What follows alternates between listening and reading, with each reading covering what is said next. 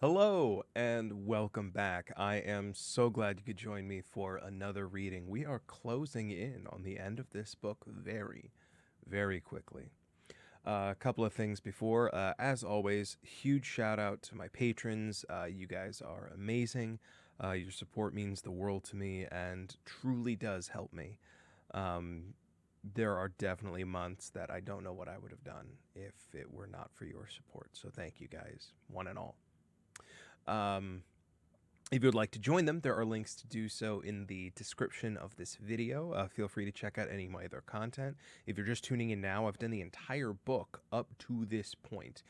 So you might not know what's going on if you're just tuning in now. I've been told it's nice to have on in the background, so go ahead and check that out as well as the other book I've read. As we close in on the end of the book, because I record these in batches, so I get there a lot closer than you guys do, I am already looking towards what to read next. Probably another Redwall book, but as we've seen, the Redwall books, when I do them at once, take about a year to do. So I'm looking to also read something else in the meantime, interspersed among that. If you have any suggestions of things that maybe either don't have a proper, audiobook reading or anything like that, let me know. I will probably stick to something I know and am familiar with just for the sake of my reading. However, I'll gladly take any suggestions. But with that having been said, sorry, I'm looking off. I'm going to turn the gate off and hope that the audio I just recorded was not entirely mucked up by that gate. We'll find out later when I edit this.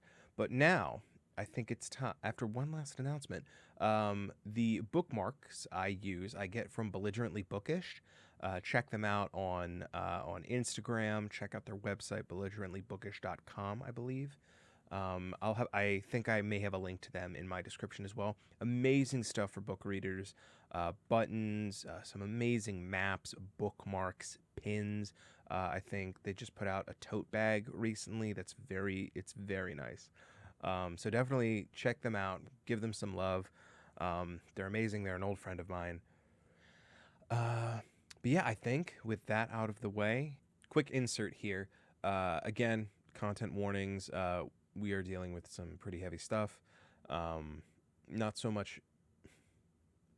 Again, quick insert here, guys, for some content warnings for the book. Just a reminder that we are dealing with, captives, slaves, who are treated very viciously. So keep that in mind and take care of yourselves, guys. All right, back to it. Let's jump back in. I've got the book, got my drink, and we will jump right back into The Legend of Luke by Brian Jacques, Chapter 33. The gore leech plowed through the seas. Hours became days, and days turned to weeks. The waters grew more tempestuous, and the weather changed as the red ship sailed into wintry latitudes. Swathed in a soft cloak of light green wool, head protected by a purple silk turban, Vilu Daskar rested a paw on the scimitar thrust into his waist sash. Bracing himself against the forward rail, he gazed over the gray, spume-topped wave, narrowing his eyes against a keening wind. Akla, the ferret, stood to one side, awaiting orders from his captain. It had not been a good trip. Despite the whippings and beatings given to the crew, thievery on a grand scale prevailed. Both Vilu and Akla hoped it was not the sea rogues who were responsible, but the red ship's vermin were growing sullen, muttering among themselves about the floggings and the shortage of food.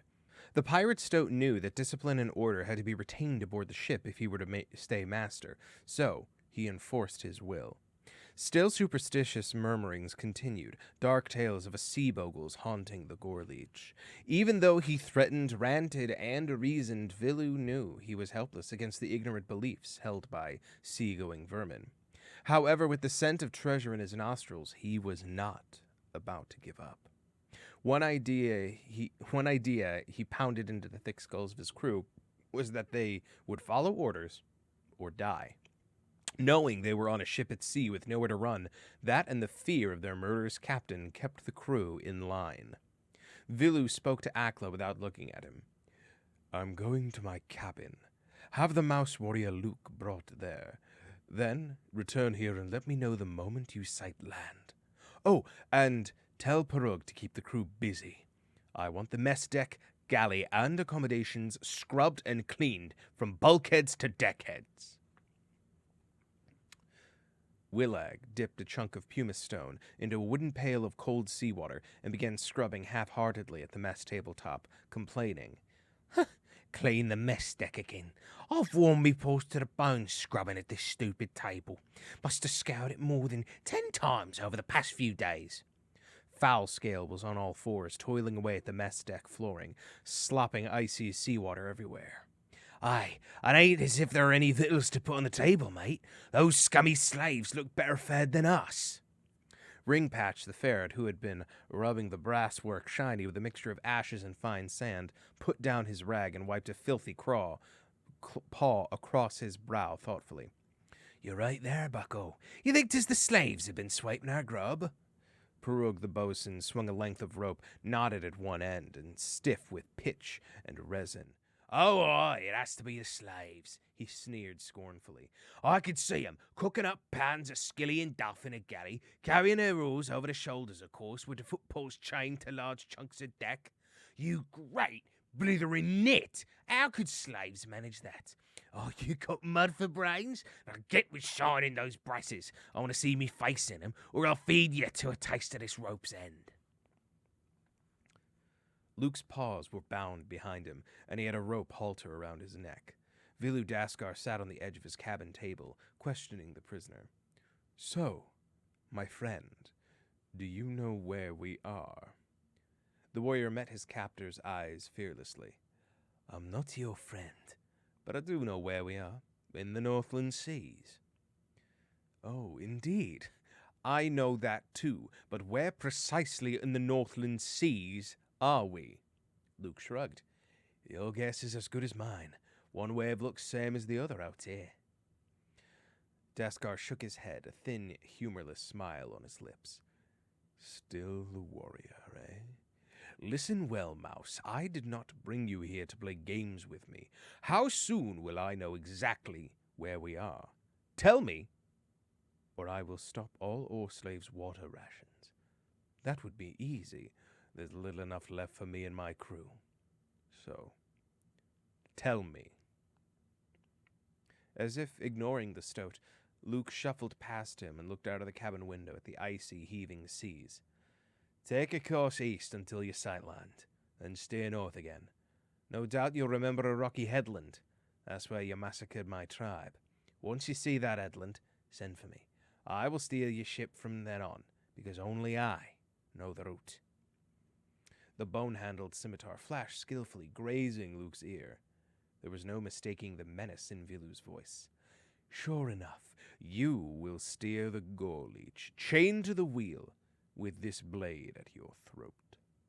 Luke's smile was wintry as the weather outside. I'll look forward to it, but don't make it too easy for me, will you? Vilu's teeth ground audibly as he snarled to the guards. Get this defiant fool out of my sight! As he was hustled from the cabin, Luke managed to put a chuckle in his voice. Defiant, yes, but a fool. Never. When they had chained Luke back to his oar, Rangiver murmured out of the side of her mouth. When do we make our move? Everything's ready. I got word that the top deck cut their last chain while you were gone. Luke pondered the question before replying. Sometime tomorrow, maybe evening. I've a feeling we may sight the headland by my old home. I'll be up on deck with Daskar, probably.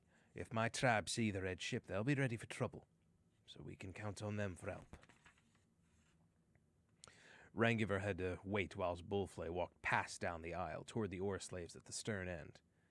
So, if you're on deck, how will we know, Luke? Good question, mate. I know. Well, I've Boa and Verg made the way near the prow. If they hear me shout dead ahead, that'll be the signal to take over the ship. But if I shout veer north, you must do nothing. I'll be chained to the ship's wheel by then. Sit tight and wait until I get word to you. Rangiver paused as Fleabit strode sternward. Got it. If Verg or Bo tells us dead ahead, the attack is on. But if the message is veer north, we wait.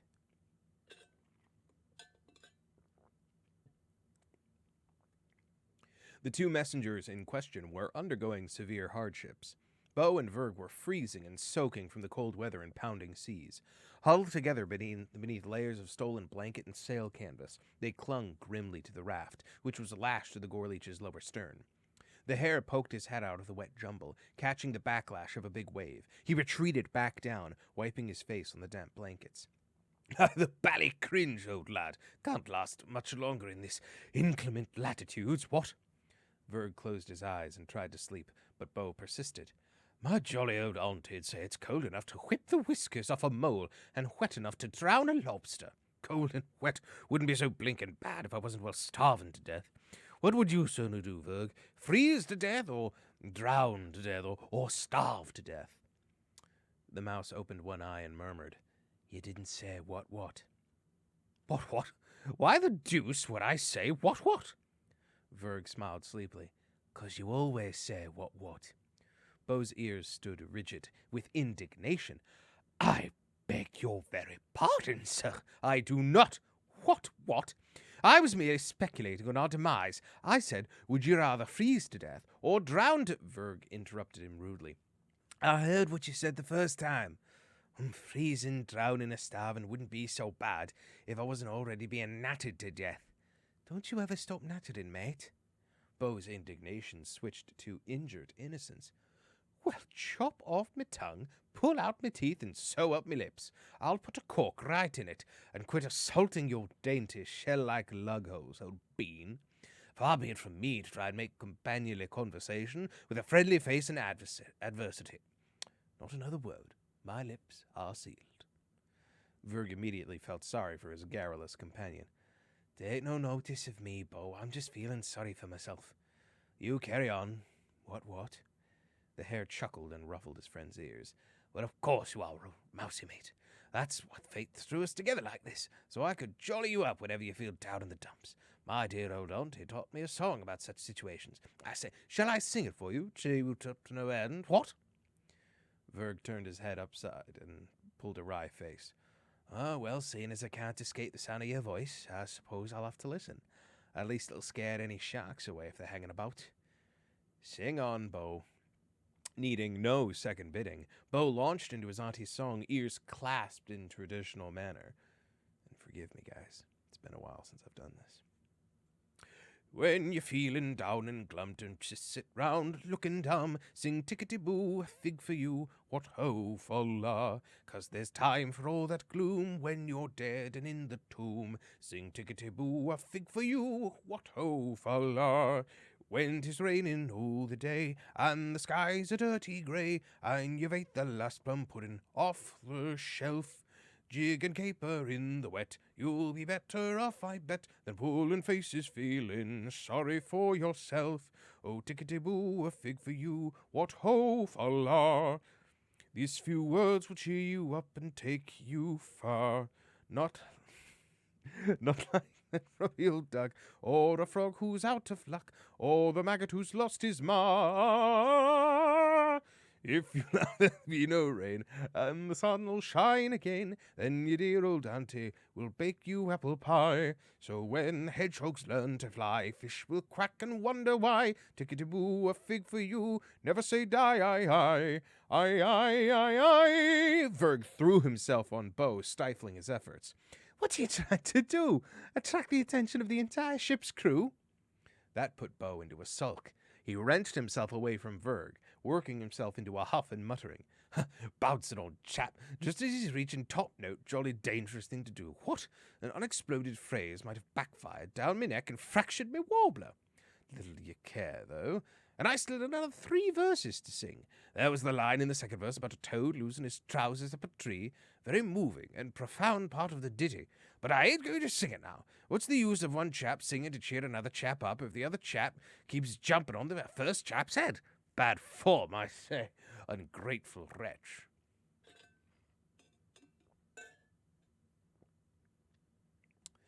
All that evening and throughout the night the slaves were forced to row, though only at quarter speed in the wild northern seas, whose tides, rocks, and currents had sent many a vessel to its doom. Fleabit pounded his drums slowly with a monotonous, irregular cadence, and Bullflay dozed fitfully, only striding the aisle when he felt the need to stretch his paws. Luke pulled the heavy oar alone, spray whipping through the oarport at odd intervals on his wet face. Sleep was the farthest thing from his mind, now that he was near to his old home. Thoughts of his son Martin raced through the warrior's imagination. He would be tall now, quick and strong, with the blood of a leader and a fighter flowing in his veins. Martin would know what to do the moment the Gorleech was sighted. He would get the old and feeble together with those too young to do battle. He would get them together. Having hidden them safely, Luke's son would do as he had been taught by his father. Gather together the strong ones, arm them, and come to his father's aid, wielding the very sword Luke had passed on to him. As the slaves broke loose and fought to gain control of the red ship, Luke would run over to the coastal shallows, causing the vessel to heel over. He would hail his son from the ship's wheel. Once Martin heard the voice of his father, he would come hurtling through the shallows at the head of his fighters to board the Gorleech. Then Vilu Daskar and his murderers would pay dearly for their monstrous crimes. Rangiver Foe-Seeker's whisper reached Luke, and he looked across at the fierce creature. "Are we close to the place where you left your son?" "Not far now," Luke murmured as he pulled the oar. "I feel it in me bones, friend." Grig the sea rat gripped the edge of the crow's nest. Leaning forward, he peered into the laden, rain-swept dawn at a rocky point in the blurred distance. With all the agility of a sea rat, he clambered down the rigging to the deck. Vilu Daskar slumbered on a window seat, a charcoal brazier glowing nearby to warm the cabin. Porug, the boatswain, gave a perfunctory rap at the door and entered. "Headland's been sighted, Captain. Dead ahead." Daskar leaped from the seat. Grabbing his wool cloak and scimitar, he dashed from the cabin, with Porug at his heels, bellowing to rouse the crew. "Land ho! All paws on deck!" Daskar raced forward, wind whipping the cloak straight up behind him, calling to Porug as he went. "Get Luke up on deck here, quick!" Wind thrummed the rigging ropes like harp strings. Daskar perched high in the bows, his eyes shielded by a paw as he noted the headland's position. Jumping down, he gathered his cloak around him and hurried to the stern. Luke was standing by the wheel, bound and surrounded by 6 vermin. The pirate stoat smiled triumphantly at his oar-slave. "So, 'twas as ye said. The point lies ahead. A wise decision, Mouse, for if you played me false, then your head would be on the deck for sure. Bind him to the wheel. Make sure the ropes are tight." Rough paws dragged Luke to the big steering wheel. He was tied to it securely by both paws, and a rope halter was placed about his neck. Vilu held the other end. "Right. Sing out, Luke. Give us the course." Knowing it was too early to give the signal, the warrior murmured, keeping his voice low. "Steady as she goes." Swinging on ropes just below the stern galley, Bo and Verg strained ears. What? Did you hear what he said, Verg?" "No, man, but I'm sure he didn't shout dead ahead." Groaning, the hare slid down his rope. "Oh, fiddlesticks, that means the attack ain't on yet. I'll go and let Rangiver and the others know."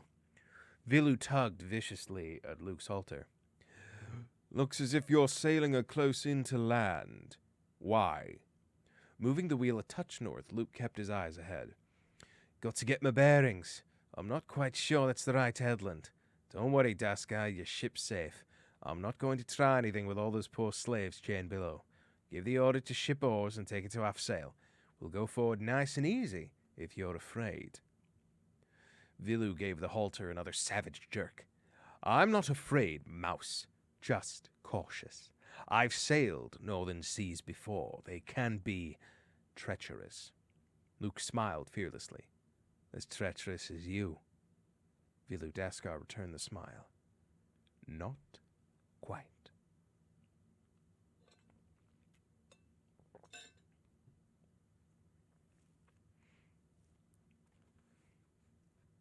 At midday, the rain cleared, though the skies still remained dull and wintry. Luke was close enough to see the shore plainly now, and his heart sank as if a great boulder was forcing it down, causing a heavy ache in his chest. Before him, the shoreline lay deserted, only seagrass and some tattered rags fluttering in the wind. Charred wood and broken implements, hoes and rakes were half buried in the shifting sand. The caves, where once he had settled his tribe, had had the protective shields of driftwood and vegetation ripped from their fronts. They stood empty, like the eyeless sockets of a corpse, staring out to sea. Martin, his son, Windred, and the rest of the tribe were gone from the place. Sick with grief, he slumped across the wheel. Vilu Daskar was grinning slyly as he brought his face close to Luke's. "What a shame, my friend. Has your plan gone wrong? What sort of fool did you think you were playing me for? I would have been stupid to let you sail my ship inshore where the creatures of your tribe could have helped you." Luke stared dully as his enemy laughed in his face. "Fool! I am captain of the greatest ship that ever sailed the seas. How do you think I did it? I learned to read the minds of others, to outthink those who thought they were smarter than me. I knew all along that you yearned for vengeance after the slaying of your tribe. All you have lived for is a chance to kill me." Luke nodded. "Then you must know there is no treasure?" He felt a hot rage sweep through him as Vilu patted his cheek, almost fondly. The stoat's voice was wheedling. "The old double bluff, eh, Luke? Don't try and pull the wool over my eyes. I know that every tribe, no matter how poor and lowly, has some kind of treasure." "Right." Luke bit his lip, lowering his head as if defeated. "What beast could hide anything from you? But I'll hold you to your promise. If I show you the way to my tribe's treasure, you must set me and my two friends free." Vilu leaned upon Luke's shoulder, happily surveying the empty shore. "But of course, I am a creature of my word. All three of you will have your freedom. Now, set a course." Awkwardly, the warrior mouse maneuvered the wheel round. "It's further up the coast. The cross currents shouldn't give us much trouble if you pile on all sail and put the oars at a steady half pace." Rangiver waited until Bullflay lumbered by before turning to the oarport. Verg popped his head into view, spray dashing at his face. "Luke's not given the word yet, friend, but I'd stay ready tonight if I were you. That's when we should be further up coast, amid the high rocks and deep water." And that is where we will end this episode. Thank you so much for joining me. I am so glad you could. I do hope you tune in next time for the next chapter. We are getting ever closer to the book, to the end of the book. Again, huge thank you to my patrons. If you would like to join them and support the channel, there are links to do so in the description below. Thank you for sticking with me through this, guys. I can't wait to see what happens next with the channel and with the book. Like, share, subscribe, the whole thing, and I will see you guys next week. Have a good week. Stay safe. Bye, guys.